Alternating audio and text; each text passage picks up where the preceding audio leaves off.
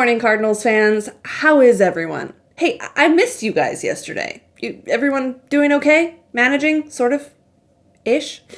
If you're wondering who this crazy person is with coffee asking you about your life, well, I'm Tara Wellman, and here on this channel you will find lots of content about baseball, particularly of the St. Louis Cardinals.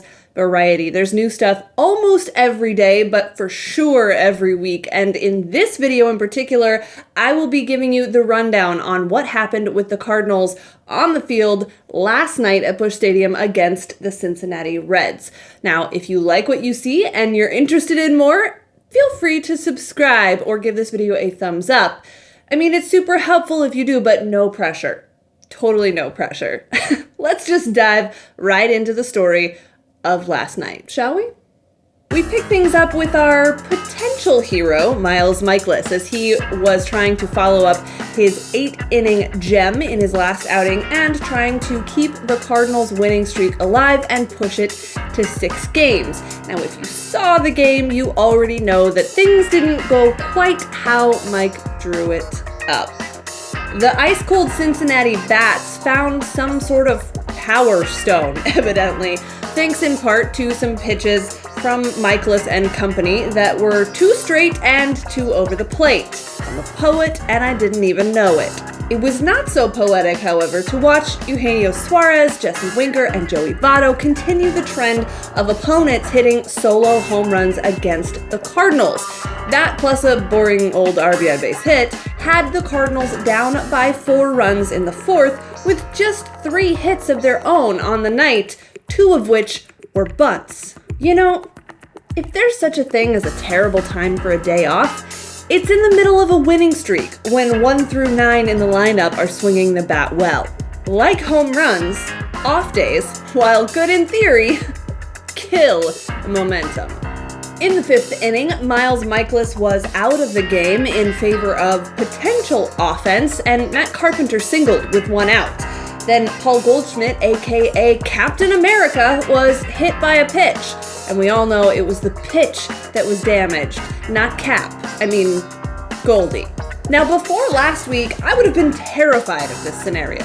Okay, not terrified, that's a little too dramatic. I just would have been resigned to the reality that this golden opportunity would be gone just like that. But remember that one day they scored 7 runs in an inning? This would have been a good spot for that. Instead, they got a pop-out and a strikeout, which gave them a big old goose egg against Cincinnati's struggling starter, Anthony DeSclafani. Oh, did I not mention that part? The part where DeSclafani has been pretty terrible this season? Yeah, sort of buried the lead there, because you see, this is precisely the kind of pitcher that Cardinals hitters almost always help out of a slump. So generous, those Cardinals. With the offense totally MIA for the home team, Ryan Helsley took over for Miles Mikolas, and one thing that wasn't totally killed off by the off day was Helsley's mojo. The kid is good, and it's going to be very fun to watch how the Cardinals continue to develop his role on the Major League roster, and what they do when Carlos Martinez is added to the bullpen. But that's a problem for another day. Anyway, the Birds created another scoring opportunity for themselves in the 7th. Colton Wong led off with a base hit, but was doubled off by a Tyler O'Neill sharp bouncer up the middle. Then Matt Carpenter walked, Paul Goldschmidt singled, and so did Paul DeJong. Hooray, no shutout!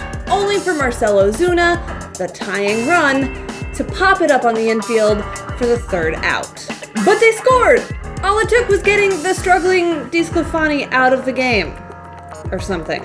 No matter though, they immediately gave back that run, plus 1 more when Tyler Webb gave up the 4th home run of the night to the Reds, this time off the bat of Yasiel Puig. And then Dominic Leone gave out the 5th home run of the night for the Reds. 5 in 1 night. Woof. After that, it just got ugly.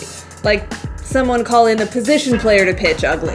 And I take full responsibility for this, you guys, because a couple of days ago, I praised both Tyler Webb and Dominic Leone for their successful but underrated contributions to a stellar bullpen. So this one's on me. But anyway, Jed Jerko pitched, so that's fun. Now, I'm not gonna panic and declare everything broken. I'm not gonna freak out and call Ozuna useless and volatile, or Jose Martinez terribly unclutch, or be mad at Tyler O'Neill for just not being Lane Thomas. I mean, no one's going to win every game they play. And honestly, off days really are kind of the worst as far as momentum is concerned. The handing out home runs like bobbleheads on a giveaway day thing, though, that needs to stop. Like today, the making a struggling pitcher look like Cy Young himself thing should have stopped a long time ago, but whatever. Plus, stranding 10 base runners is never really a good day. And just so we're clear, acknowledging all of that doesn't equate to overreacting or panicking or throwing your hands in the air in disgust. It's just what we do when we care about something. We notice, even if it's just a bad day. And on this particular bad day, that is the story of the Cardinals dropping the series opener to the Reds 12-1, which is still just one chapter of the mostly unwritten story of the 2019 season. So stay tuned. It's an early one today, and Dakota Hudson is taking the mound opposite Tyler Mahle for the Reds, which should be fine because Dakota Hudson is not prone to free bases or home runs or anything. Anyway, make sure your coffee is strong tomorrow, and I'll see you then.